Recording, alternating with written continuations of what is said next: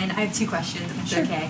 First, a few Republicans on Capitol Hill are suggesting that President Trump scale back deportations, even as ICE is reportedly gearing up for raids in 5 more Democrat-led areas. Would anything dissuade President Trump, and would he consider sending in Marines if anti-ICE violence occurs in these cities? Well, I think I may have just answered both of your questions with my opening monologue. The Trump administration is going to continue the mass deportation effort that the president promised the American public. Many of you were at those rallies in cities and communities across the country when the president spoke about his commitment to removing violent illegal criminals and anyone who has broken our nation's immigration laws from American communities. And God bless our ICE and Border Patrol who are working hard on that effort. This administration is going to continue that. And it's part of the reason we do need the one big beautiful bill to pass as well, may I add, because the bill provides funding to hire more ICE agents and Border Patrol agents, more personnel on the ground to conduct this important public safety work.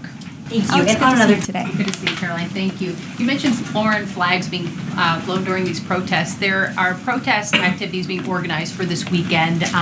Part of it are Democrats saying they want to reclaim the American flag. It's also being titled No King's Day.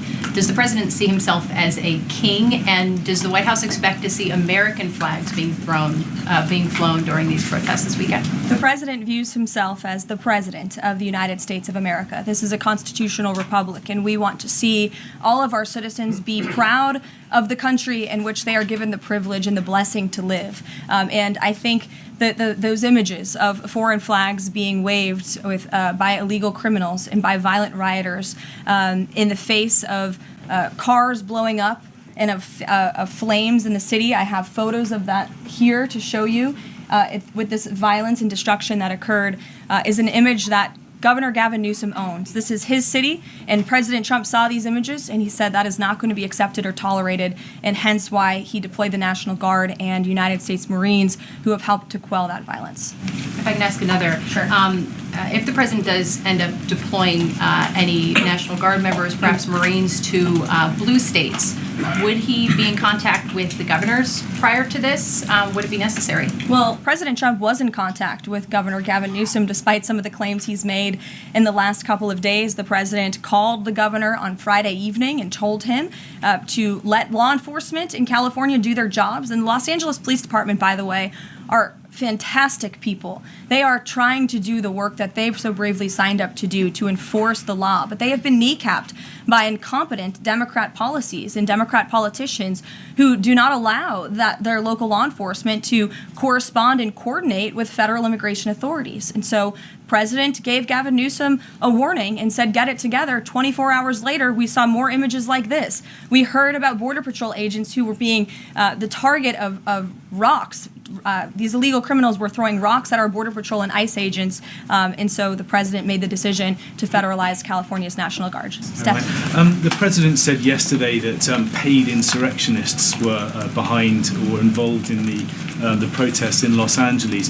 Does the White House have any more details about who they believe is paying these protesters? The president spoke about this last night when he returned from Fort Bragg, because frankly the president has a lot of common sense. And if you look at some of the imagery that we have received from the Department of Homeland Security and ICE and law enforcement who are on the ground, you will see boxes and boxes of very professionalized masks and rioting equipment being dropped off for these protesters. So it's a good question the president is raising, and one we are looking into, about who is funding these insurrectionists and these rioters and these protesters and these illegal criminals. And I have updates for you on the numbers, by the way. Since June 6th, there have been 330 illegal aliens that have been arrested as part of these riots in Los Angeles. 113 of those illegal aliens had prior criminal convictions. And overall, and this includes arrests of American citizens, there's been 157 people arrested for assault and obstruction-related charges, including the attempted murder of a police officer with a Molotov cocktail. So who is funding these illegal aliens who are coming in with this very professional riot gear? It's a question everyone in this room who cares about truth should be asking. And we encourage your help in trying to get to the bottom of that. Over the weekend, Secretary Noem sent a memo to the Pentagon asking Secretary Hegseth to have and direct the military that's on the ground in LA to arrest and detain what she said were lawbreakers. Is the president okay with that? And under what authority would the members of the military be able to arrest people inside the United States? I can't speak for a letter that came from the Department of Homeland Security. I can't speak for the president and what's currently happening on the ground now. And as you know, the president federalized the National Guard under U.S. Code 10, which he has the authority to do.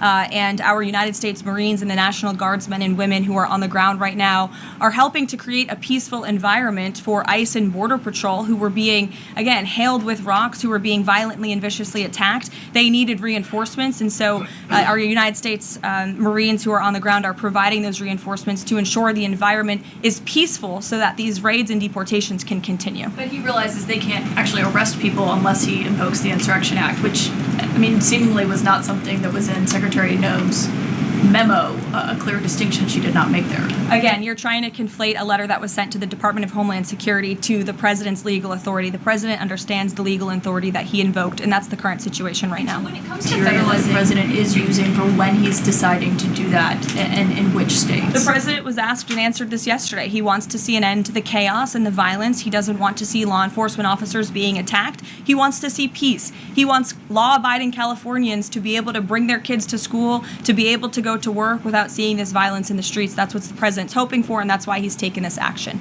John. Thanks a lot, Caroline.